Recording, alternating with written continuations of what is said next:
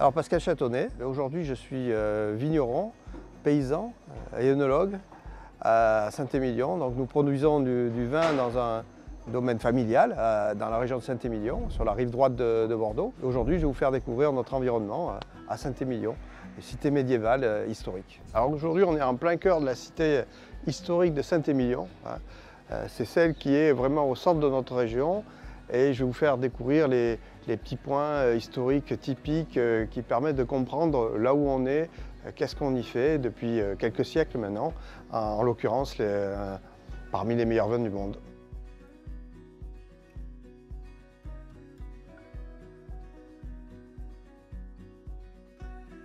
Alors Saint-Émilion, c'est la ville de Saint-Émilion, qui était un ermite d'origine bretonne, qui au Moyen-Âge est venu s'isoler sur une colline calcaire, et c'est lui qui a participé à la création de la cité.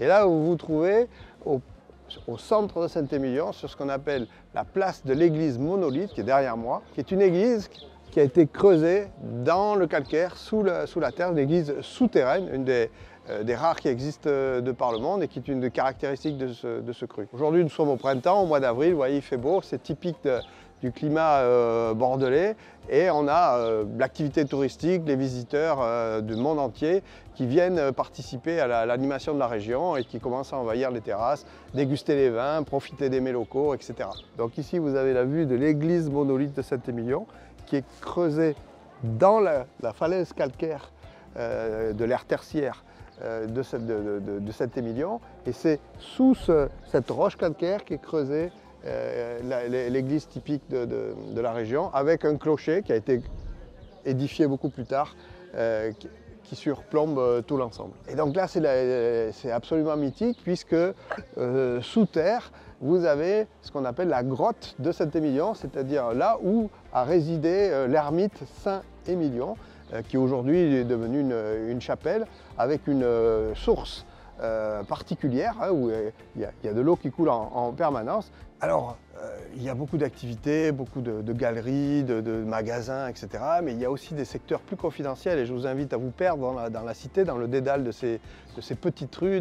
C'est vraiment un labyrinthe pour aller vers des secteurs qui sont moins touristiques, mais qui reflètent la vraie vie à Saint-Émilion, au milieu de cette colline aux 1000 crus.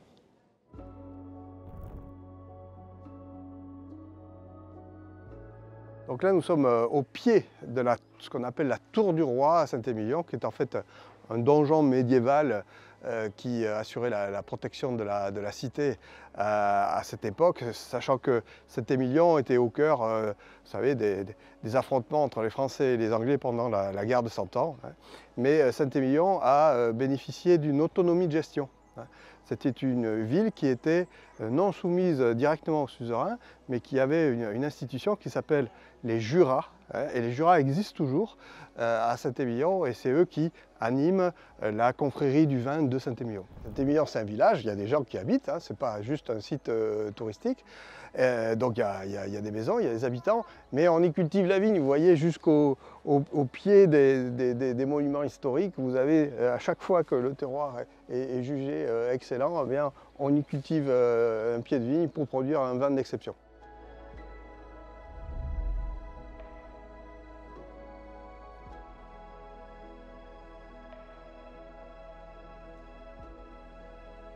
Voilà, alors partout à Saint-Émilion, vous avez des excavations qui ont été, en fait, ce sont des témoignages aujourd'hui d'anciennes carrières qui ont été exploitées jusqu'au début du XXe siècle.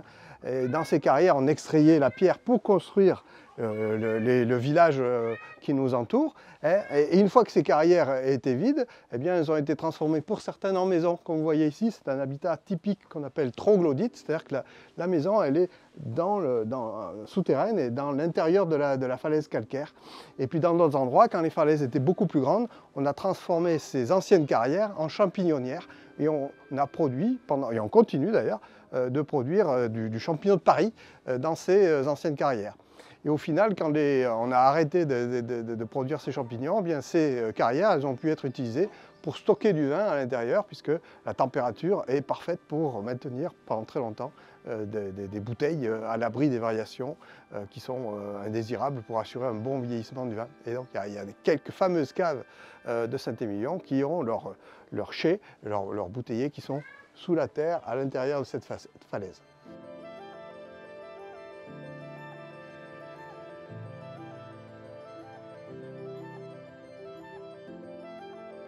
Donc effectivement, le calcaire à Saint-Émilion, c'est quelque chose de fondamental, hein. C'est le soubassement de tous les terroirs de nos grands vignobles de Saint-Émilion. C'est aussi le soubassement de la ville et qui a été exploité pendant des siècles pour produire de la pierre qui a construit les maisons, les châteaux de la région. Et une fois que ces pierres ont été extraites, eh bien, il reste ce que vous voyez ici, des carrières, des grands trous, hein.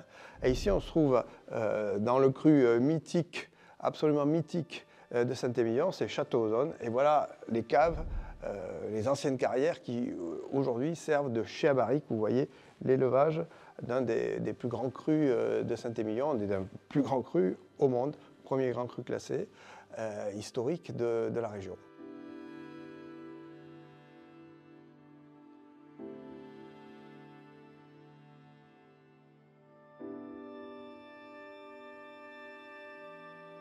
Alors Saint-Émilion, ce n'est pas une ville, c'est un village. C'est tout petit, hein. Mais par contre, compte tenu du fait que c'est un village qui a été construit sur la colline et sur un gruyère de carrière de calcaire, toute la ville est devenue piétonnisée. Donc il n'y a pas de voitures qui circulent à l'intérieur du village. Et ce village a été, au fil des temps, hein, a évolué de plus en plus avec plein de petits commerces qui mettent en valeur les produits locaux. Et le produit local phare, hein, de la région, eh bien, c'est le vin. Donc il y a beaucoup de caves à vin, hein, si vous voulez déguster et découvrir les vins de la région, non seulement ceux de la rive droite, mais aussi de tout Bordeaux, bah, vous allez trouver à Saint-Émilion tout ce qu'il vous faut. Bah, et d'ailleurs, on va aller découvrir une des plus jolies caves à vin de Saint-Émilion chez notre ami Olivier. D'ailleurs, suivez-moi, nous y allons.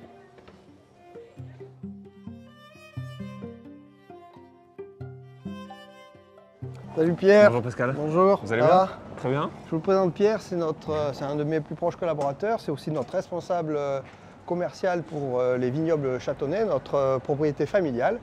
Et nous allons passer à l'exercice pratique de dégustation de vin dans un de nos clients à Saint-Émilion, dans une des plus jolies petites caves à vin de Saint-Émilion. Et Pierre a une particularité, c'est qu'il est vendeur de vin, mais aussi il est vigneron. Il produit son propre vin sur le terroir de Castillon-la-Bataille. Bonjour Pierre, bonjour Pascal. Bonjour Olivier, donc, merci de nous accueillir. Bienvenue chez Autour du Vin. Voilà. Alors explique-nous Olivier un peu ce que tu fais ici. Alors c'est une des plus belles caves de Saint-Émilion, bien sûr. Alors ici on fait à 80, je dirais 97-98% les vins de Bordeaux, et dans les 97% les vins de Bordeaux, à 70% les vins de Saint-Émilion et de Pomerol. Bien sûr. Voilà.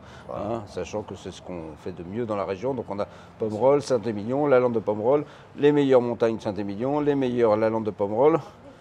Et quelques côtes de Castillon. Et quelques côtes de Castillon, j'allais dire quelques satellites. Voilà. Voilà, côte de Castillon et un peu de Puceguin. Allez, bienvenue maintenant. On va pouvoir commencer une dégustation ensemble. Merci. Très bien. Ici, on est retailer, on dit, voilà, globalement. Avec une particularité quand même énorme, c'est qu'on est à Saint-Émilion. Voilà, installé à Saint-Émilion, dans un lieu magique, hein, puisqu'on est dans un bâtiment du XIe siècle. À Saint-Émilion, il y a peu d'endroits dans le monde qui soient aussi identifiés par rapport au vin, hein. Il y a Beaune et Saint-Émilion en Europe, donc ça nous donne une possibilité, des chances énormes. On vit, souvent les gens disent ici qu'on vit au paradis, d'accord? On dispose d'une gamme extraordinaire. On vend principalement, nous, du Saint-Émilion, Pomerol, les satellites, la lande de Pomerol, Montagne Saint-Émilion, Puceguin, voilà. On peut pas tout, et les Castillons, bien entendu. On ne peut pas tout vendre et tout proposer. Il y a des dizaines de milliers de propriétés. Oui, c'est grand. Rien qu'à Saint-Émilion, il y en a plus de 850. Donc à gérer et à réassortir, c'est très compliqué. Donc les gens souvent viennent avec une photo d'une bouteille qu'ils ont bu quelque part. Ils nous la demandent. Ils disent mais c'est un Saint-Émilion, vous devez le connaître. Il y en a tellement que c'est très très compliqué. Donc, bon, mais ici, il n'y a que les meilleurs. Ici, voilà, d'abord, il y a principalement, il y a que les meilleurs, ok. Et on va chercher individuellement, on doit connaître chaque produit, d'accord. On doit connaître chaque équipe, chaque propriété, leur manière de travailler. Oui, voilà. C'est important. Et il faut que tout soit bon. On peut avoir des différences, vous pouvez apprécier, certains apprécieront que le merlot, d'autres des assemblages, d'autres que des cabernets, ou du Malbec. Il faut qu'on ait toute cette gamme, mais à chaque fois, il faut que ça soit super bon. D'accord? Dans tout ce qu'on fait, il n'y a rien ici qui est vendu, je dirais, dans une équation, avec une volonté, enfin, comment vous dire, une équation économique. D'accord?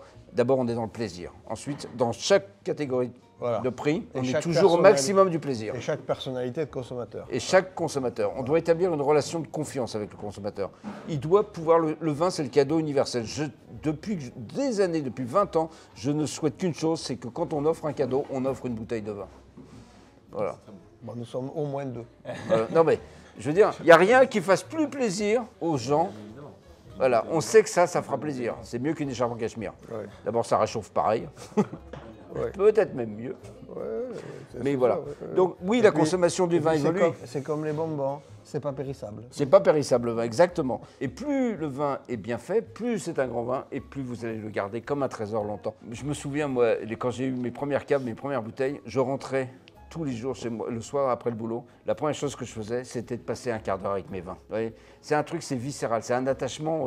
C'est comme aux plantes, il faut leur parler. Oui, non mais les éclairer, voir, oh, j'ai ça, tiens ça, peut-être on va l'avoir à Noël, là, ça. Mais qu'ils soient français, Bordeaux, Bourgogne ou italiens. Bon, après, j'irai pas plus loin parce que. Il y a des grands vins dans le monde entier. Il y a des grands vins dans le monde entier. S'ils sont bien faits, il y a des grands vins dans le monde. Mais bon, comme on ne pourra pas tout boire, comme dit l'autre, donc on se concentre. Hein. Voilà. Ici, on est à Saint-Émilion, donc mon affection particulière, elle va sur les Saint-Émilion, bien entendu. Mais en réalité, j'aime tout. Ce que j'aime, c'est l'originalité, c'est le caractère et c'est les vins. Et surtout les gens qui le font. Très bien. Et là, on va goûter des vins de la rive droite. Et là, alors, rive droite de Bordeaux, rive droite, rive gauche. Rive droite, rive gauche, c'est rive droite de la Garonne, rive gauche de la Garonne. Okay, donc sur la rive droite, les plus connus sont les Saint-Émilion et les Pomerol. Et sur la rive gauche, les plus connus sont les Margaux, les Pauillac, les Pessac-Léognan. Voilà. Très différents. C'est ça qui est extraordinaire, c'est que 50 minutes entre les deux rives, on a des vins qui sont totalement différents. On a déjà des vins différents d'un chemin à un autre. Hein. Il faut expliquer en quelques mots pourquoi ils sont si différents, ces vins d'ailleurs. Alors, ils sont différents par rapport à leur terroir, d'accord? Ici, à Saint-Émilion, là encore, la préciosité de notre terroir ici, c'est le calcaire. C'est l'argile et le calcaire, cette alliance des deux, d'accord? Le calcaire, qu'est-ce que c'est? On dit c'est une pierre. Mais avant toute chose, le calcaire, ce sont des cellules d'eau. C'est de l'eau le calcaire. Au XVIIe, ici, il faut comprendre que c'est à Saint-Émilion qu'on a mis la première fois la vigne en rang. On est passé de la culture anarchique à la culture ordonnée, c'est ici, à Soutard. C'est Pierre Combray de Lanose, à l'époque. Donc avec son frère avait hérité de Château-Soutard et lui était vigneron en Puy-Seguin. À un moment donné, ce type qui était plus... un érudit, un érudit pour l'époque. Hein. Il y en a eu à toutes les époques, même au Moyen-Âge. Il dit c'est plus possible qu'on travaille la vigne comme ça. Anarchiquement, tu vois, on plantait les cèpes comme on plantait les fleurs. Voilà. Plantation en foule. En foule, exactement. Et puis les feuillages, il était fait naturellement par les mulets, quoi. Par les mules qui bouffaient les feuilles et qui bouffaient le raisin aussi. Mais comme on n'effeuillait pas, comme on ne faisait pas de vendange verte, ça ne gênait pas, il y avait toujours du raisin. Et on faisait du raisin avec ce qui restait. Et puis on peut imaginer aussi qu'à l'époque, il y avait peu d'eau potable. Il fallait faire du vin, mais il ne fallait pas faire des vins trop puissants et trop lourds parce qu'il fallait que les gens se désaltèrent. Or, le vin, je ne suis pas sûr que ce soit désaltérant. Hein, et bon aussi. Mais il fallait qu'il se désaltère, qu'il s'humidifie, et en même temps, il ne fallait pas qu'il s'ennuie parce qu'il fallait qu'il travaille. Quand on a fait, donc quand Pierre Combray de Lanose a mis sa première fois ses vignerons à Soutard, il en a parlé à son frère, et il a tenté une expérience que l'on peut aujourd'hui encore voir à la sortie de Soutard, près de l'Armande, tu vois, à la sortie de Soutard, où il y a des sillons creusés dans le calcaire, des sillons de 30 cm de large sur 50 cm de profondeur, mais creusés dans la pierre. Parce qu'il a imaginé que la vigne pouvait, avec un minimum de terre meuble, aller chercher son eau dans le calcaire. Il avait compris ça très vite, il avait compris que c'était de l'eau le calcaire. Oui, parce que c'est un calcaire particulier, il faut expliquer. Ce n'est pas un calcaire qui est extrêmement dense et fermé, c'est un calcaire qui est poreux. C'est un calcaire qui provient de récifs coralliens, donc d'une mer peu profonde.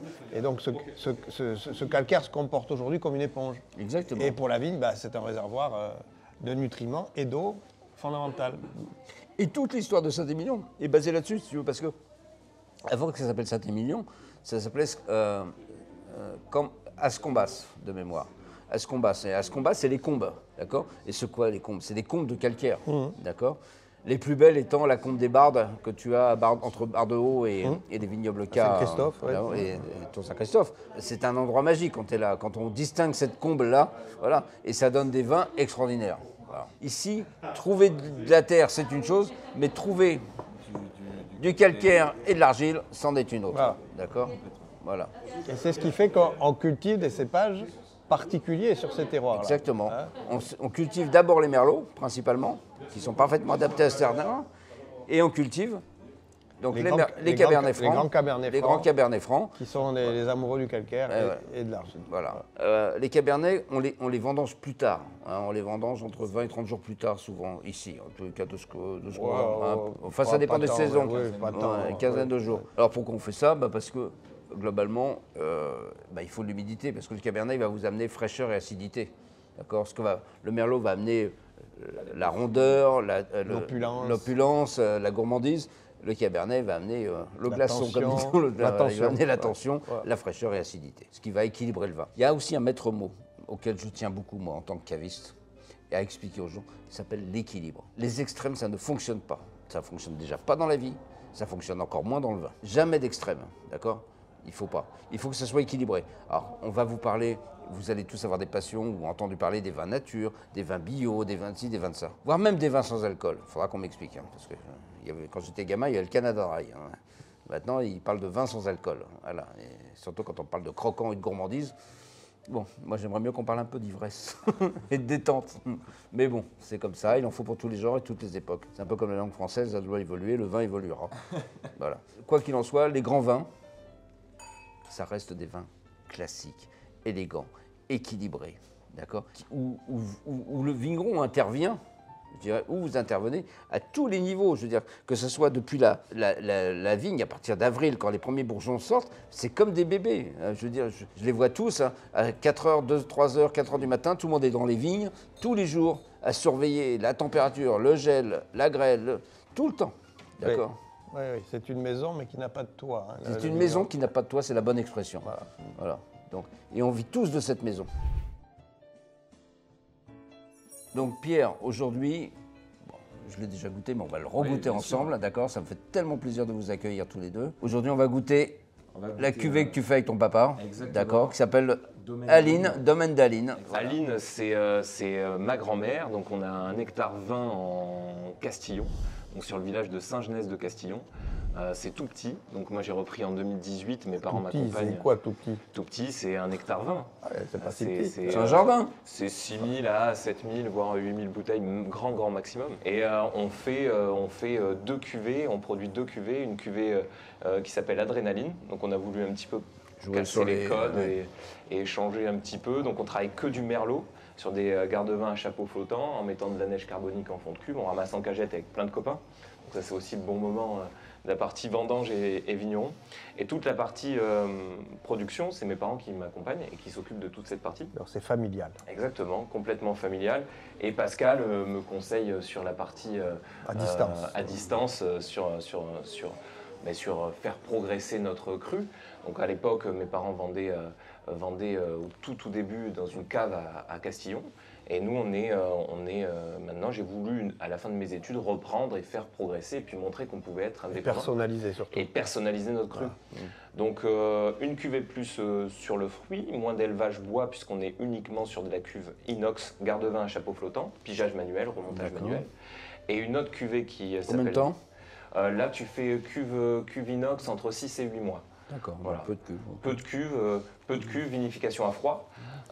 Et en suivant, on a Domaine Aline, donc un élevage, la même vinif, mais on a un élevage dessus, puisqu'on fait un élevage bois de barriques de 1,20, donc sur 4 à 5 tonneliers différents, donc sur des barriques qui ont déjà été utilisées, des barriques de Haut-Chéniaux par exemple, sur des Seguin Moreau ou des Sylvains, et même d'autres barriques un petit peu différentes, des Darnajou de chez Cheval Blanc, des Stockinger. Chaque tonnelier donne sa patte. Typicité, exactement. Voilà. Exactement. Et donc là, on est sur un millésime 2020, un petit peu plus, un très joli millésime à Bordeaux, à Castillon également, et sur un terroir argilo-calcaire également. Donc, mais on peut déguster. Santé. Allez. Santé.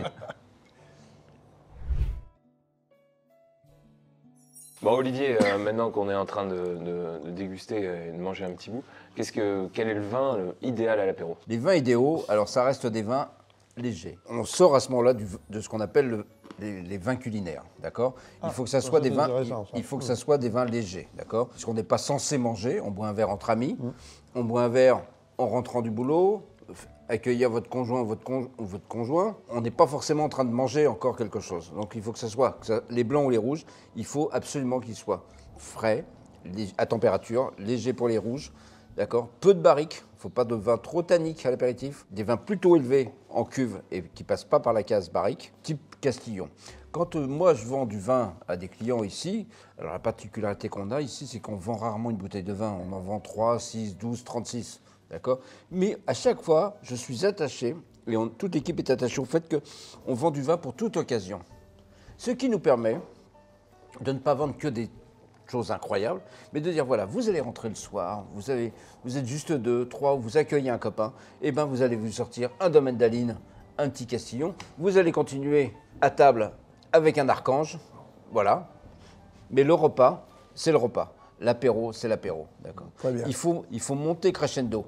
Ensuite, quand vous passez à table, la règle, c'est de commencer toujours par le meilleur vin que vous ayez, d'accord. Plus vous allez tapisser votre palais, plus il faudra descendre en gamme, toujours. Ça, c'est pas que l'argent, c'est le respect, d'accord. C'est le respect du produit, d'accord. On ne gâche pas. Comme ça, c'est quand on dîne avec des femmes, sinon... Non, parce que là, déjà, on va gâcher le produit. Non, je plaisante, bien entendu. Bon, ça, c'était la réponse courte. Remarquez que c'était la réponse courte. Pour moi, c'est ça. Pour moi, ce qui est important, c'est toujours c'est de trouver le meilleur vin.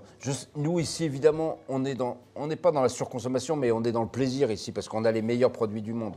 Je suis un peu chauvin, mais pour moi, c'est ça. Donc, à partir du moment où j'ai la chance de pouvoir bénéficier de ces produits-là, évidemment que je vais partir sur quelque chose de...